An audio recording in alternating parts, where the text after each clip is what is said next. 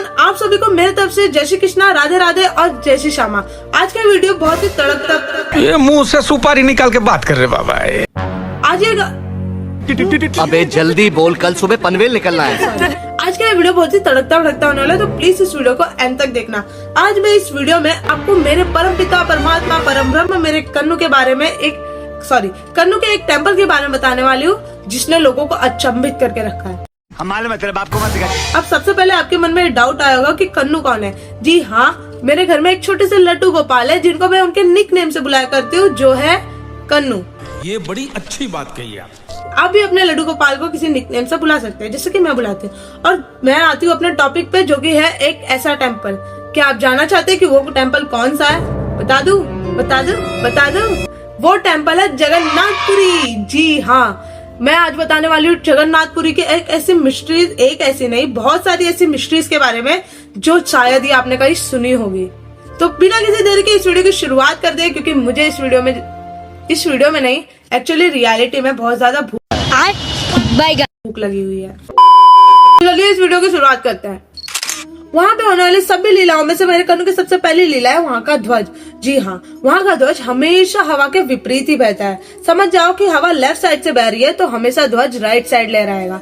और कहा जाता है कि अगर उस ध्वज को रोज चेंज नहीं किया गया तो मंदिर 15 सालों के लिए बंद हो जाएगा। मेरे को तो ऐसा धक धक हो रहा है। दूसरी लीला तो और भी ज्यादा इंटरेस्टिंग है गाइस। कहा जाता है ना कि भगवान के दरबार से कभी कोई लौट ही नहीं सकता भूखा। ये चीज जगन्नाथपुरी में बहुत ज्यादा अप्लाई होती है, क्योंकि वहाँ पे एक चावल ज्यादा या फिर एक चावल कम कभी भोग पकता ही नहीं है। और वहाँ पे भोग पकाने का भी एक अलग ही तरीका है। कैसे, मैं बताती हूँ। कहा जाता है कि वहाँ पर 7 बर्तनों को एक पे एक रख के भोजनों को नीचे से तुमसे ना हो पाएगा। सॉरी, भोजनों को नहीं, चूल्हे को नीचे से आग लगाई जाती है। अब आपके हिसाब से कौन सा बर्तन सबसे पहले पकेगा? नीचे वाला ना, लेकिन वहाँ पे ऐसा नहीं है। वहाँ पे सबसे पहले ऊपर वाला बर्तन पक के रेडी होता है, उसके बाद नीचे वाला। इसने तो साइंटिस्टों को भी पागल करके रखा है। मैं पागल हूँ, मैं पागल।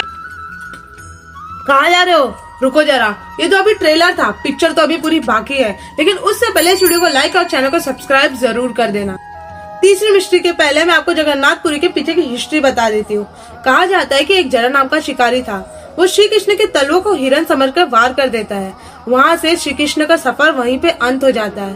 कहा जाता है कि उसके बाद श्री कृष्ण अपने गौलोक चले गए, लेकिन उनका देह वहीं पर रहा। अर्जुन के द्वारा कृष्ण के देह का देह संस्कार करने के बाद उनके शरीर तो पूरा नष्ट हो गया, लेकिन दिल वही का वही रह गया। उस दिल को अर्जुन लकड़ी के गट्टे में बांधकर जल में प्रवाहित कर देते हैं। और उस रात पुरी के राजा के सपने में स्वयं श्री कृष्ण आकर बोलते हैं कि तुम्हें पुरी के तट पर एक लकड़ी का गट्टा मिलेगा, उसे लाओ और मेरी मूर्तियों को बनवाओ। उस सपने के पश्चात पुरी के राजा ठीक वैसा ही करते हैं। उस लकड़ी के गट्टे को अपने महल में लाते हैं और बहुत सारे कारीगरों से उसकी मूर्तियां बनाने बोलते हैं, बट ऐसा बिल्कुल नहीं होता। कोई भी कारीगर उस लकड़ी के गट्टे को तोड़ ही नहीं पाता। अचानक देवताओं के कारीगर विश्वकर्मा आते हैं। उन्होंने एक शर्त रखी कि अगर मुझे किसी ने भी इस मूर्तियों को बनाने में डिस्टर्ब किया तो मैं इन मूर्तियों को आधा ही छोड़कर चले जाऊंगा। लेकिन राजा की रानी की क्यूरियोसिटी के कारण वो उस दरवाजे को खोल देती है जहाँ पे विश्वकर्मा इन मूर्तियों को बना रहे थे। वो अचानक से गायब हो जाते हैं और तभी से वो मूर्तियाँ अधूरी है, उनके हाथ और पैर नहीं बनाए गए। अब मैं आपको जो बताने वाली हूँ बहुत ज्यादा इम्पोर्टेंट है और बहुत ज्यादा मिस्टीरियस भी। कहा जाता है कि हर 12 साल में श्री कृष्ण का दिल निकालकर एक मूर्ति से दूसरी मूर्ति में ट्रांसफर किया जाता है, और ये चीज बहुत चुपचाप की जाती है। कहा जाता है कि वहाँ की सरकार वहाँ का इलेक्ट्रिसिटी पूरे एक दिन के लिए काट लेती है। कहा जाता है कि जो पुजारी या फिर जो पंडित उस मूर्ति में से दिल निकालकर दूसरे मूर्ति में ट्रांसफर करता है, वो खुद अपने आंखों पर पट्टी बांध लेता है। क्या आप सोच रहे हैं उनकी लीलाएं वहीं पे खत्म हो गई? जी नहीं, मेरी चाबी और कीचेन अलग हो गए। अच्छा, हमको सिखा रिया। ले, एक काम कर, 200 रुपए दे और 50 रुपए काट ओवर एक्टिंग के वजह। चलो और कुछ अच्छा बता देती हूँ आपको जगन्नाथपुरी टेम्पल के बारे में। आप जब भी जगन्नाथपुरी टेम्पल में जाओगे तो आपको बाहर से बहुत ज्यादा समुद्र के लहर की आवाजें आएंगी, लेकिन जैसे ही आप मंदिर के अंदर जाओगे आपको पूरा सन्नाटा मिलेगा। आपको जरा भी समुद्र की आवाज आएगी ही नहीं। समझ रहे हो?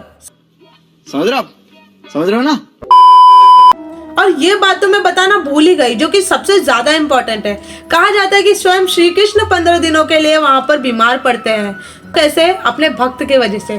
अगर वो कहानी सुननी है तो मुझे कमेंट कर देना, मैं जरूर बताऊंगी, क्योंकि वो कहानी बहुत ही ज्यादा इंटरेस्टिंग है।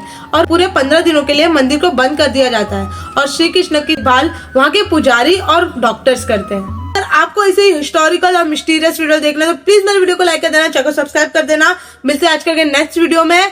Thank you so much for watching. मारो मुझे, मारो मारो मुझे, मारो मारो, नहीं ये मजाक हो रहा है। Voting. Thank you so much for watching. Bye.